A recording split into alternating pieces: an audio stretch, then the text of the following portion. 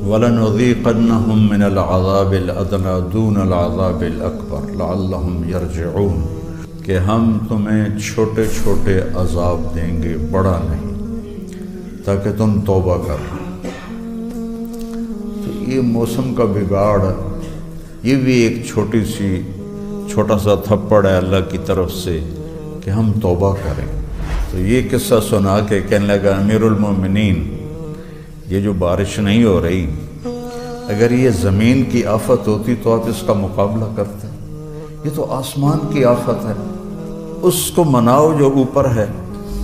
مصلی بچھایا اور وہ نفل پڑھ کے سجدے میں گر گیا اور روتے روتے روتے روتے مصلی تر کر دیا، اور اس کے سجدے سے اٹھنے سے پہلے بجلی کی چمک اور بادلوں کی گرج نے کہا ہم آ گئے، تیرا رب آ گیا، تیرا رب آ گیا، اور پورے ملک میں بارش۔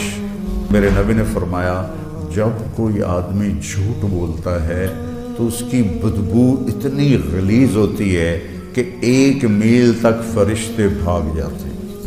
توبہ پر اللہ سب کو ہلا دے گا، ہٹا دے گا۔ یہ عمل میں اتنی اللہ نے طاقت رکھی ہے کہ یہ دنیا کو تباہ بھی کر لیتا ہے اور دنیا کو آباد بھی کر دیتا ہے۔ کوئی سچا آدمی تو دکھاؤ جو سچ بول کے سودا کر رہا ہو۔ ان دفتروں میں چلے جاؤ، کوئی رشوت کے بغیر کام کر رہا، سود، جھوٹ، قتل، زنا کے اڈے، شراب کے اڈے، جوئے کے اڈے، قبضہ گروہ، غریبوں پہ ظلم، بادشاہوں کا ظلم تو ہوتا ہی ہے۔ تو آج تھوڑا سا طاقت والا اپنے سے کمزور پر ظلم کرتا چلا جا رہا ہے۔ تو ایک دیکھو کہ گناہوں نے کس طرح ہمیں اپنی